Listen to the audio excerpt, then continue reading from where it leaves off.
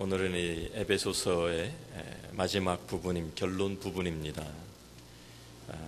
사도 바울이 에베소를 마치면서 특별히 참 두기고라는 사람을 보내고 또 그를 통해서 편지를 전달하면서 이 에베소 교회의 마지막 그의 사랑을 담은 축복을 그들에게 전달하고 있습니다.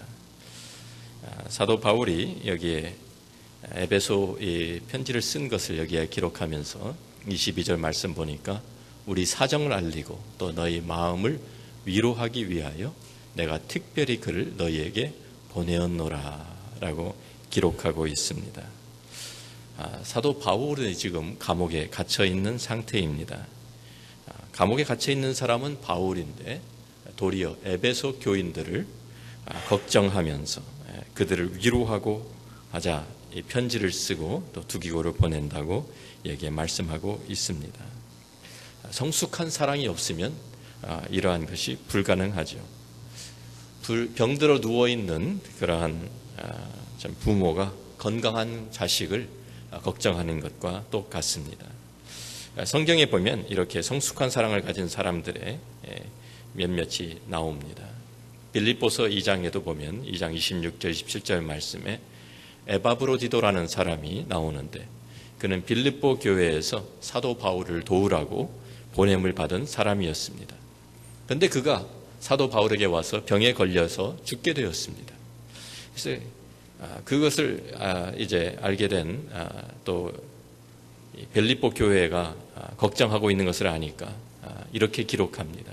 그가 너희 무리를 간절히 사모하고 자기가 병든 것을 너희가 들은 줄을 알고 심히 근심한지라. 저가 병들어 죽게 되었으나 하나님이 저를 긍휼히 여기셨고 그뿐 아니라 또 나를 긍휼히 여기사 내 근심 위에 근심을 면하게 하셨느니라. 죽을 병에 걸린 사람이 도리어 참 자기 때문에 걱정하고 근심하는 사람들을 염려하는 또 근심하는 그러한 참 사랑을 가진 사람이었다라는 말입니다. 자, 얼마나 성숙한 사랑을 가진 사람입니까?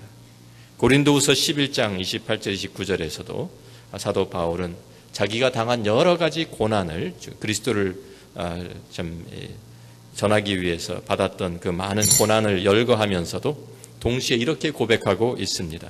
이외의 일은 고사하고 오히려 날마다 내 속에 눌리는 일이 있으니 곧 모든 교회를 위하여 염려하는 것이라. 누가 약하면 내가 약하지 아니하며 누가 실족하게 되면 내가 애타하지 아니하더냐. 자기 자신이 당한 어려움보다도 다른 사람들을 먼저 생각하고 그들을 위해서 염려하고 사랑하는 성도가 성숙한 사랑을 가진 성도입니다. 이렇게 사랑하는 에베소 교인들에게 그가 마지막으로 이 에베소를 어떻게 보면 마무리 지으면서 그들을 위해서 축복하는 이 장면이 바로 오늘 에베소서 6장 23절 24절입니다. 가장 사랑하는 사람들을 위해서 복을 빌어준다고 하면 축복을 한다고 하면 무엇을 축복하겠습니까? 자기가 생각하기에 가장 소중하고 가장 중요한 것을 그들을 위해서 축복하지 않겠습니까? 물질을 소중하게 생각하는 사람들은 물질을 축복할 것이고 건강을 소중하게 생각하는 사람들은 건강을 축복할 것이고 명예를 소중하게 생각하는 사람들은 명예를 축복할 것입니다.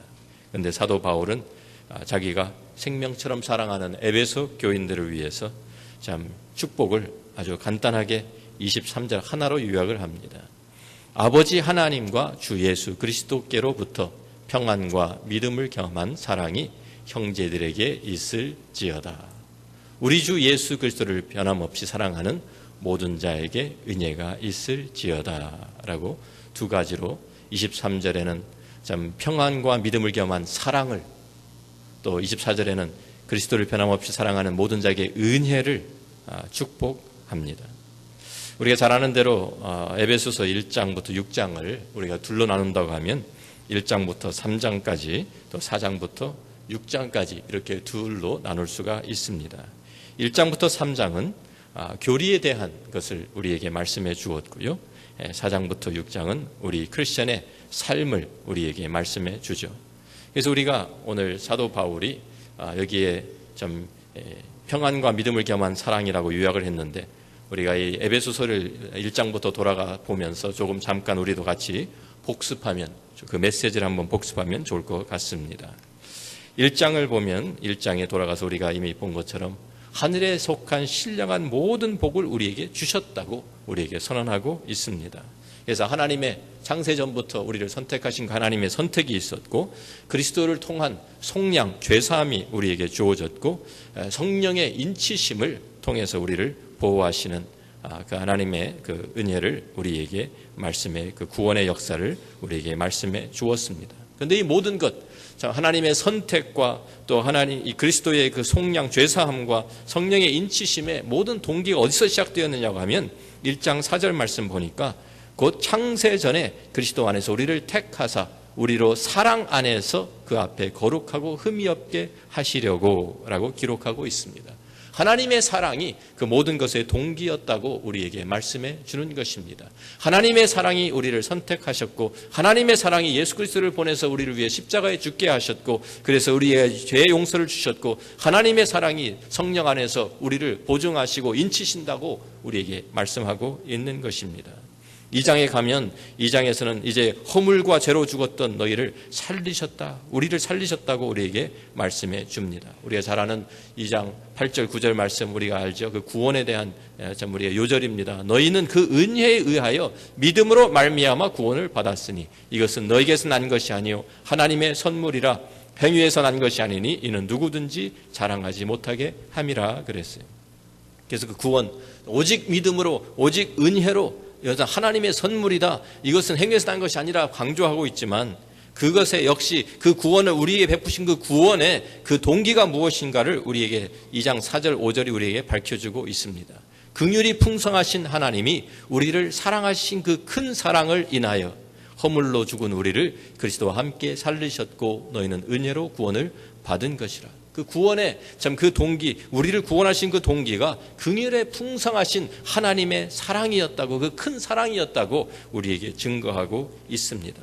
그 사랑을 받은 우리들이 그 사랑을 누리면서 이제 하나님의 걸작품이 되었습니다. 우리는 이제 함께 이방인, 유대인 구별 없이 우리가 하나로 모여서 하나님의 걸작품인 교회가 이루어졌습니다. 우리 안에 우리가 성령이 거하시는 성령의 전이 되고요, 하나님께서 거하시는 처소가 되었다고 우리에게 말씀해 줍니다. 그래서 우리가 함께 모여서 정말 이제는 유대인, 이방인이 함께 한 평안을 누리면서 하나님과 화목된 것을 우리에게 말씀해 주십니다. 17절, 18절 2장 17절 18절 말씀을 이렇게 요약합니다. 또 오셔서 먼 데 있는 너희에게 평안을 전하시고 가까운 데 있는 자들에게 평안을 전하셨으니 이는 그로 말미암아 우리들이 한 성령 안에서 아버지께 나아감을 얻게 하려 하심이라. 그러면서 그 바로 이렇게 이루신 것이 바로 복음의 메시지인 것을 우리에게 3장에서 가르쳐 주었죠. 그래서 그리스도의 비밀인 그 복음, 참 다른 세대는 알려지지 않았던 그 하나님의 계시가 우리에게 임해서 이제 그 복음을 통해서 우리가 그 하나님의 참 그 계획과 하나님의 그 경륜을 우리가 깨닫게 되었다고 우리에게 말씀해 줍니다. 이 모든 것을 우리에게 드러내신 것도 하나님의 사랑이 우리의 그 동기였은 것을 우리에게 말씀해 줍니다. 그래서 3장 마지막에 그 교리 부분을 마무리하면서 사도 바울이 하나님 앞에 기도한 것이, 우리 에베소 교인들을 위해서 기도하고 우리들을 위해서 기도한 것이 다른 것이 아닙니다. 바로 이 하나님의 사랑, 그리스도의 사랑을 깨닫기를 위해서 기도합니다. 14절 말씀부터 제가 다시 봅니다. 이러므로 내가 하늘과 땅에 있는 각 족속에게 이름을 주신 아버지 앞에 무릎을 꿇고 비노니 그의 영광의 풍성함을 따라 그의 성령으로 말미암아 너희 속사람을 능력으로 강건하게 하시오며 믿음으로 말미암아 그리스도께서 너희 마음에 계시게 하시옵고 너희가 사랑 가운데서 뿌리가 박히고 터가 굳어져서 능히 모든 성도와 함께 지식에 넘치는 그리스도의 사랑을 알고 그 너비와 길이와 높이와 깊이가 어떠함을 깨달아 하나님의 모든 충만하신 것으로 너에게 충만하게 하시기를 구하노라. 하나님의 사랑이 우리 가운데 참 임해서 그 사랑을 깨닫게 되는 것을 위해서 간구하고 있습니다. 그 사랑 가운데서 우리가 뿌리가 박히고 터가 굳어져서 점점 더 우리가 그 사랑을 깊이 알게 되기를 기도하는 것이죠. 그 너비, 길이, 높이, 깊이가 어떠한 것을 깨닫기를 위해서 기도하고 있습니다. 우리가 그 사랑을 우리들이 보고 누릴 때에 이제 그 사랑을 우리들이 참 하나님의 사랑을 받은 다음에는 그 사랑을 본받고 그 사랑을 통해서 이제 다른 사람들을 사랑하는 것이, 서로 사랑하는 것이 바로 크리스천의 삶입니다.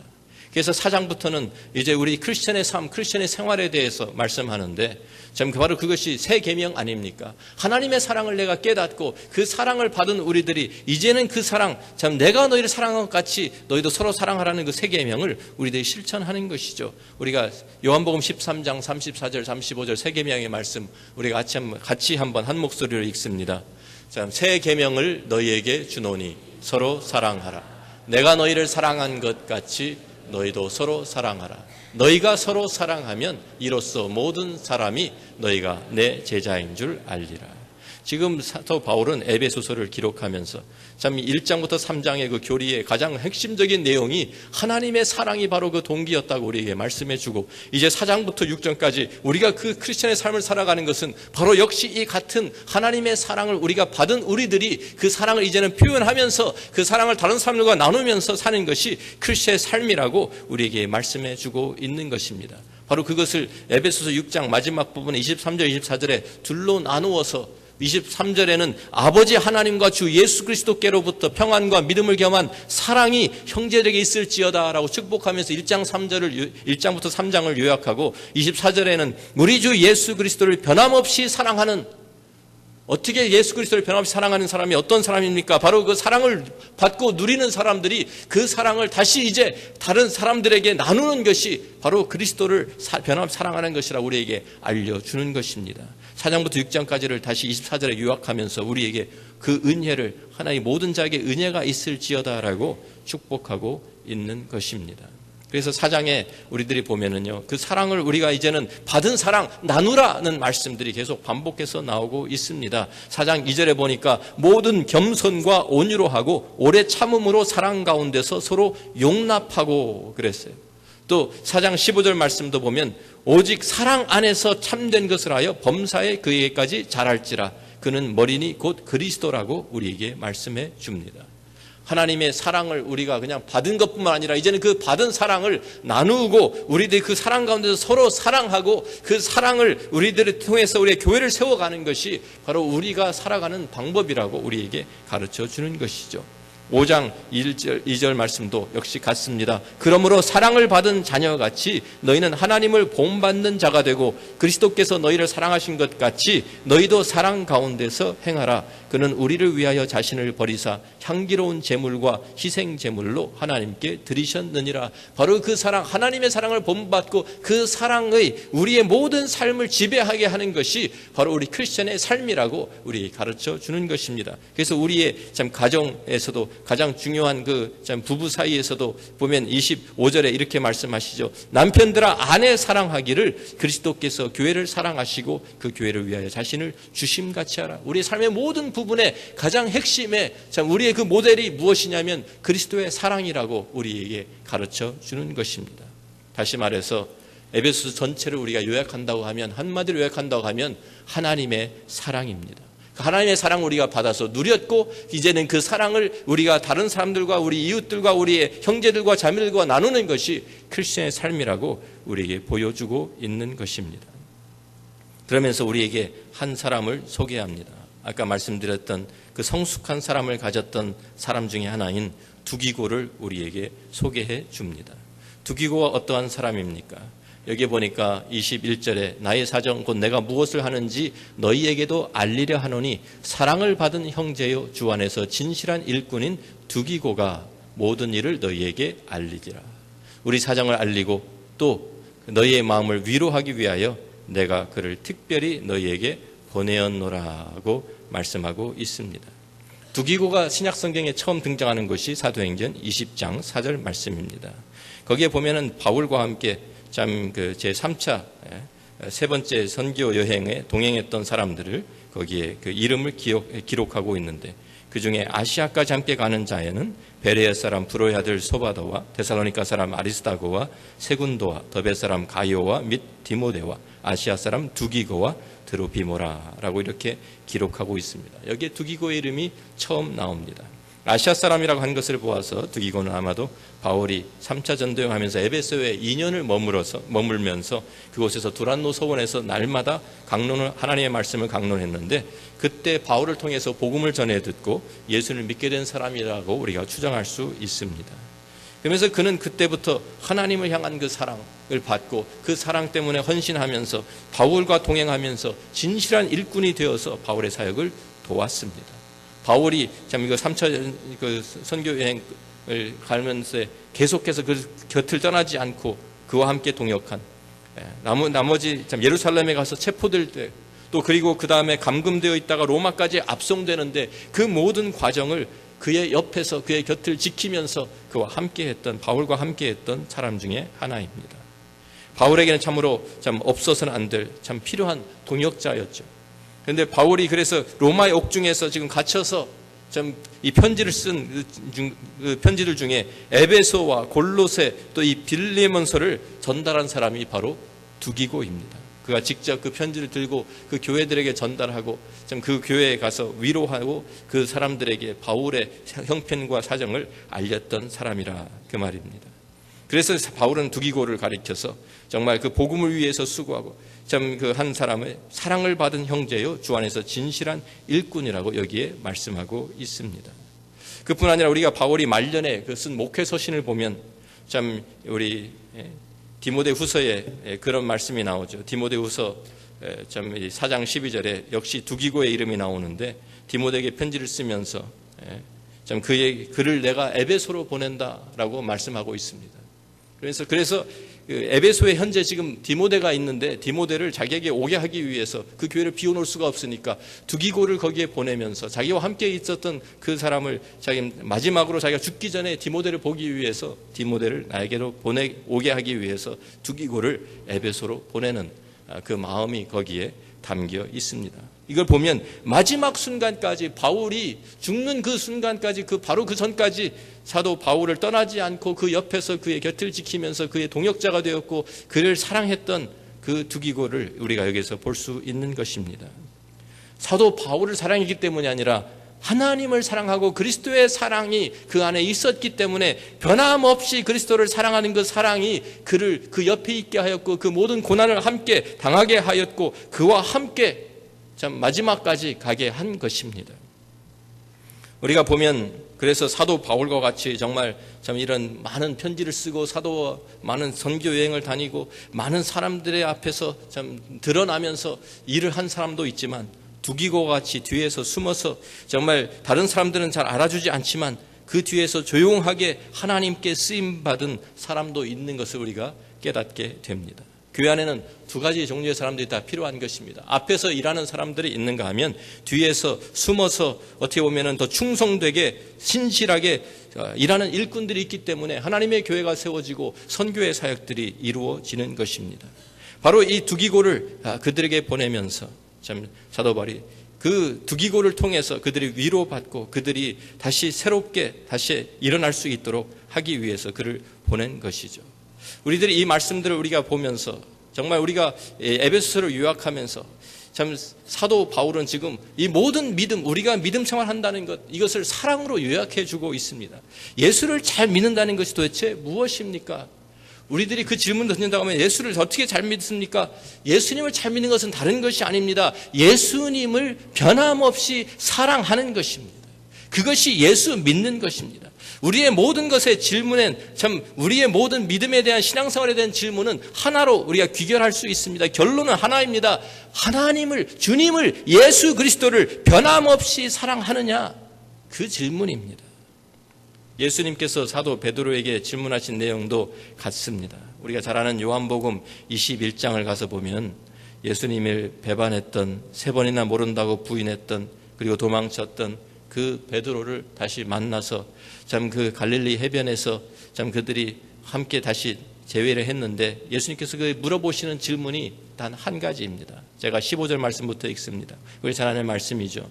그들이 조반 먹은 후에 예수께서 시몬 베드로에게 이르시되 요한의 아들 시몬아 내가 이 사람들보다 나를 더 사랑하느냐 하시니 이르되 주님 그러하나이다. 내가 주님을 사랑하는 줄 주님께서 아시나이다. 이르시되 내 어린 양을 먹이라 하시고 또 두 번째 또 물어보십니다. 대답을 했는데도 불구하고 또 다시 물어보십니다. 요한의 아들 시몬아, 내가 나를 사랑하느냐 하시니 이르되 주님 그러하나이다. 내가 주님을 사랑하는 줄 주님께서 아시나이다. 이르시되 내 양을 치라 하시고, 세 번째 이르시되, 두 번이나 벌써 답변을 했는데도 주님은 다시 또 물어보십니다. 세 번째 이르시되 요한의 아들 시몬아, 내가 나를 사랑하느냐 하시니 주께서 세 번째 내가 나를 사랑하느냐 하심으로 베드로가 근심하여 이르되 주님 모든 것을 아시오매 내가 주님을 사랑하는 줄을 주님께서 아시나이다. 예수께서 이르시되 내 양을 먹이라. 예수님과 베드로가 만났을 때 서로 하고 싶은 말이 얼마나 많았을까요? 베드로는 베드로대로 자기 변명을 하고 싶었을 것이고요. 또 예수님께 용서를 구하고 싶었을 것이고, 예수님은 따져 물을 수도 있을 거 아니에요? 너 왜 나를 부인하냐? 그것도 세 번씩이나. 그런데 그런 말이 하나도 없습니다. 주님께서 물어보시는 것은 한 가지입니다. 세 가지 질문인데 사실은 한 가지 질문이잖아요. 뭐 다른 것은 다 필요 없다. 이 하나만 내가 확인하면 된다는 말씀이에요. 주님께서 물어보시는 것이 내가 나를 사랑하느냐? 내가 나를 사랑하느냐? 한 번 묻고 또 세 번 묻는 것은 다른 질문, 다른 것은 내가 알 필요 없다. 단지 나는 하나만 알기 원한다는 거예요. 무엇입니까? 내가 나를 사랑하느냐? 우리에게도 주님은 똑같은 질문을 던지시는 줄로 믿습니다. 오늘 에베소서 마지막 절에 주님은 예수 그리스도를 변함없이 사랑하는 사랑의 모든 그 사람들에게, 모든 자들에게 은혜가 있을지로다, 이 축복의 말씀은 또한 우리에게 도전의 말씀이기도 합니다. 주님께서 우리에게 원하시는 것은, 주님께서 우리에게 알기 원하시는 것은 내가 나를 사랑하느냐, 그것입니다. 우리가 교회에서 어떤 봉사를 했느냐, 그것이 중요한 것이, 그 질문이 아닙니다. 우리가 얼마나 큰 목회를 했느냐, 그게 중요한 것이 아닙니다. 사람들이 얼마나 모였는지, 우리가 헌금을 얼마나 했는지, 무슨 직분을 가지고 섬겼는지, 그것이 중요한 것이 아닙니다. 어떤 교회에 출석했는지가 중요한 것이 아닙니다. 우리가 신학 서적을 몇 권이나 썼는지가 중요한 것이 아니고요, 교회를 몇 개나 개척했는 것이 중요한 것이 아니고, 선교를 몇 번이나 다녀왔는 것이 중요한 것이 아닙니다. 성경을 몇 번이나 읽고 성경 구절을 몇 개나 외우고 있는가, 이것이 중요한 것이 아니고, 기도는 얼마나 하는지, 전도는 몇 사람이나 했는지, 이것이 중요한 것이 아닙니다. 주님은 그것을 묻지를 않으십니다. 주님이 원하시는 것은 내가 나를 사랑하느냐, 그 질문 하나입니다. 사역은 그 다음입니다. 사역 중요하죠. 기도하는 거 중요합니다. 우리가 성경 읽는 거 중요합니다. 선교하는 거 중요하고요. 교회 봉사하는 거 중요합니다. 그렇지만 주님께서 사도 베드로에게 하신 말씀처럼 내가 나를 사랑하느냐, 그 사랑하는 답변을 들으신 다음에 내 어린 양을 먹이라 그러셨어요. 내 양을 치라, 내 양을 먹이라. 사역은 하나님의 사랑하는 그 다음에 오는 거예요. 하나님 사랑, 하나님과 사랑의 관계가 이것이 먼저입니다. 주님을 내가 사랑합니다. 주님은 그 답변을 듣기를 원하셨어요. 우리는 어떻습니까?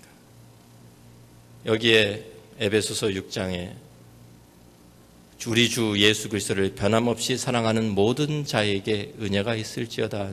변함없이라는 이 말을 NIV 성경에서는 undying love라고 이렇게 번역을 해 놓았습니다. 어떠한 사랑입니까? 이 사랑은 가면 갈수록 꺼져가는 사랑이 아니라 계속 타오르는 사랑, 식어져가는 사랑이 아니라 갈수록 더 뜨거워지는 사랑, 시들어지는 사랑이 아니라 점점 더 깊어지는 사랑, 주님을 향한 사랑이 바로 그러한 사랑이 우리에게 있느냐는 말씀입니다.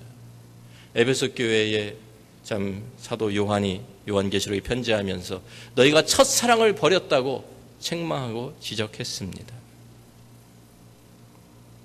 우리들은 과거에는 주님을 뜨겁게 사랑했습니다. 그런데 지금은 시들어진 것이 아닙니까? 혹시 꺼져가고 있지 않습니까? 우리가 주님을 하는 사랑하는 사랑이, 내가 주님을 사랑한다고 하지만 그 사랑이 가면 갈수록 점점 깊어지는 것이 아니라 점점 더 시들어져 가고 있지는 않은지, 식고 있지는 않는지 우리 자신을 돌아보는 돌아보게 하는 말씀입니다.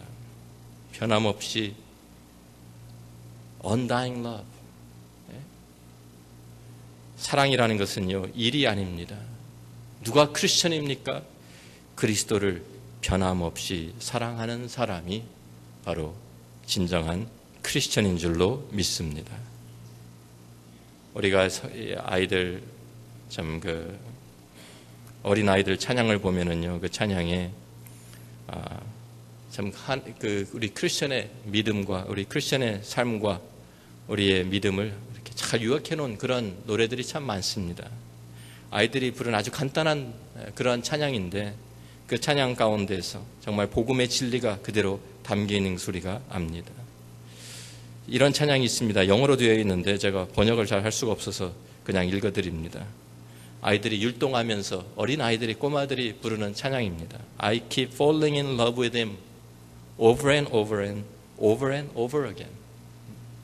그래서 I keep falling in love with him over and over and over and over again 하는 찬양입니다. 그래서 율동도 같이 따르는 제가 율동을 잘 모르겠습니다. 그 하나님 주님과 계속해서 사랑에 빠지는, 반복해서 사랑에 빠지는 그것이 바로 크리스천의 삶이 아닙니까? He gets sweeter and sweeter as the days go by. 하루하루 지날 때마다 더 주님이 달콤해집니다 라고 고백하는 것이 진정한 믿음 생활이 아닙니까? Oh, what a love between my Lord and I keep falling in love with him over and over and over and over again. 아침에 일어날 때마다 주님 사랑합니다 고백하고, 어제보다 오늘 더 주님 사랑합니다, 더 주님과 사랑에 더 깊은 사랑에 빠져 들어가는 것이 바로 그 사랑이, 우리 주님과 함께 사랑에 빠지는 바로 그것이 신앙생활입니다. 그것이 믿음입니다. 우리의 삶에 주님 앞에서 어떠한 지금 사랑 가운데 어떠한 사랑으로 주님을 사랑하고 있는지, 우리에게는 정말 이 사랑이 계속해서 식어지지 않는, 계속 뜨거워지는, 계속 참 주님과 함께 더 깊은 사랑을 나누고 있는지 오늘 주님은 우리에게 물어보시는 것입니다.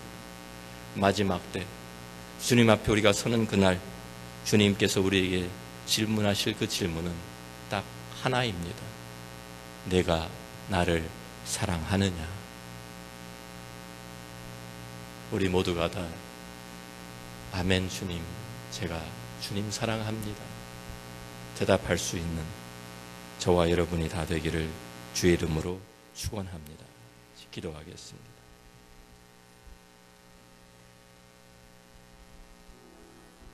결국 질문은 하나로 귀결이 됩니다. 우리가 여러 가지 질문을 던질 수 있다 할지라도 우리의 믿음은, 우리의 신앙생활은 결론은 결국 하나입니다. 내가 나를 사랑하느냐? 주님께서 물어보십니다. 사랑하면 이거 다 하게 되어 있습니다.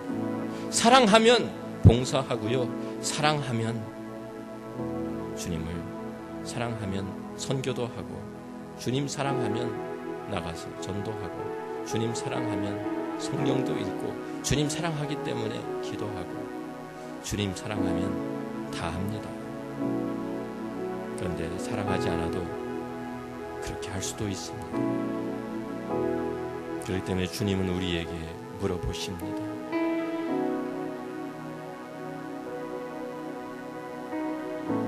연의 아들 시몬아, 내가 나를 사랑하느냐? 내가 나를 사랑하느냐? 주님에게 중요한 질문은, 주님이 알고 싶으신 것은 그거 하나밖에 없습니다. 우리가 어떤 교회를 다니고 있고, 어떤 교단에 속해 있고, 우리가 어떤 부모 밑에서 자랐고, 그거는 다 주님의 관심사가 아닙니다. 나는 너를 사랑했는데,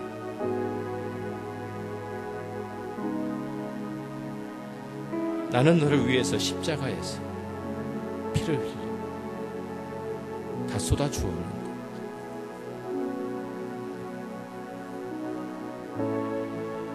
너는 나를 사랑하느냐? 나는 변함없는 그 사랑으로 너를 사랑하고 영원한 사랑으로 너를 사랑했는데 너는 나를 사랑하느냐? 주님이 물어보십니다. 우리의 답변이 무엇입니까?